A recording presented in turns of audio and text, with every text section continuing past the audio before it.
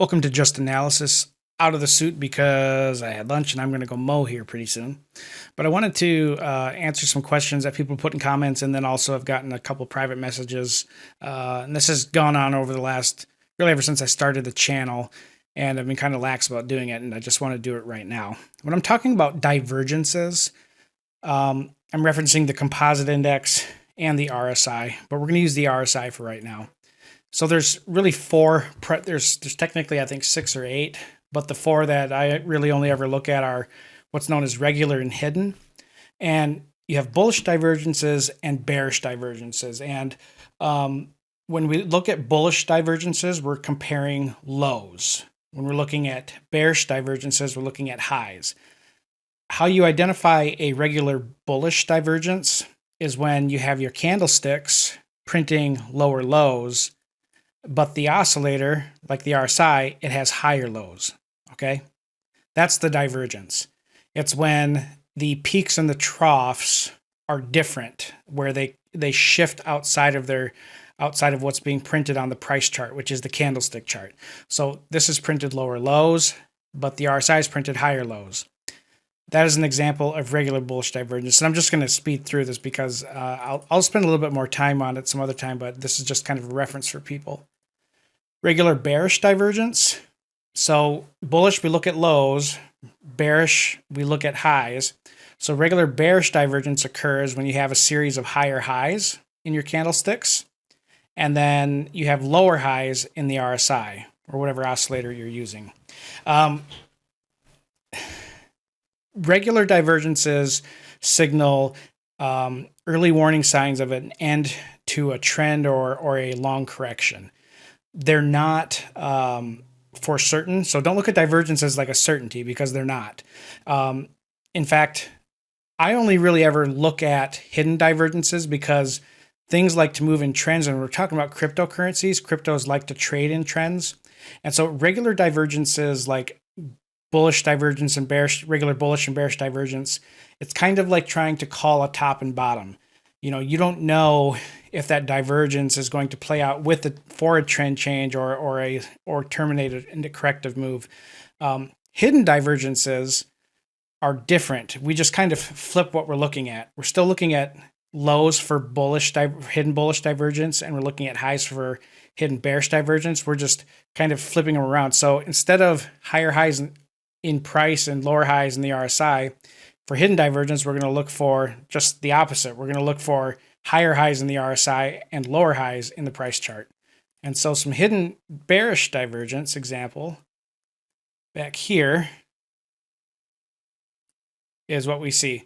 See a series of lower highs in the price chart, but we have higher highs in the oscillator. Now, bearish hidden divergences, if you're somebody who's new and you struggle to figure out, is this a pullback, a throwback? Is it going to continue? Is it going to, keep going in a certain direction?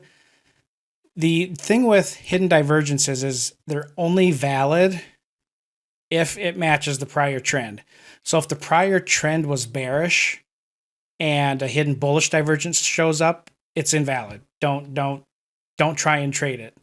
But if hidden bearish divergence shows up and the prior trend was bearish, then it's valid, because a hidden bearish divergence is going to show up it's going to show up in like an up move. It's going to show up as like a small corrective move. You can see how prices dragged down here and then they started to rally up a little bit. That's how this is one of the best ways to determine when a corrective move ends, especially for people who are new. You try to identify, pennants and flag patterns. Hidden divergences are really going to be very helpful. And in my experience, hidden divergences have a much higher positive expectancy rate of playing out than looking at, regular bullish and bearish divergences. Then let's look at a hidden bullish divergence. So you can see that the prior trend here, it is bullish. And then when that shows up, we see higher lows in price, but lower lows in the oscillator. Okay. Lower lows in the oscillator and higher lows with price. And the arrows, I should have pointed this out at the beginning, but when you're looking at the troughs in the peaks in the RSI, they have to correspond to the candlestick directly, above it in the chart, or below it if you have the RSI above your chart. So they have to point to the same levels. That's what you're looking at. Okay, you can't look at a lower high over or higher high over here and use this peak from over here to do it. That just doesn't work. So divergences are very, very, very useful, especially in trending markets when you're trying to identify whether some type of corrective move is going to, short-term corrective move is going to, counter trend move is going to end, and then the prior trend is going to continue. Divergences are very, very helpful with that. They point out inconsistencies in the overall momentum and direction of a market on fast time frames and slow time frames. They help identify where there is some kind of things operating out of flux and things that aren't, showing up correctly as far as the move up or down isn't very honest. And that's what they warn. They warn about dishonesty in the price movement. They're not a guarantee.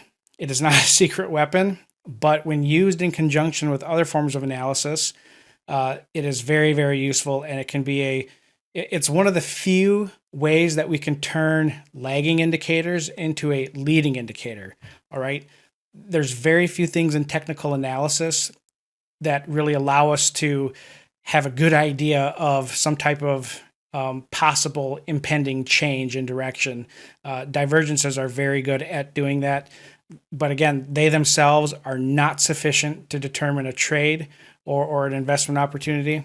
That's something you got to learn yourself. And you're not going to spot them right away.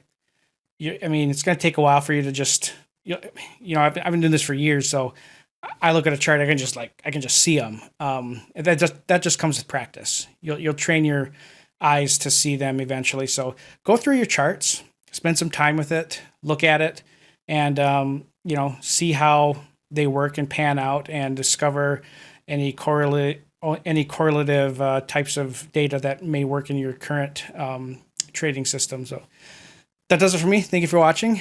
Please don't forget to like and subscribe. And if you guys have any questions on this, please drop them in the comments.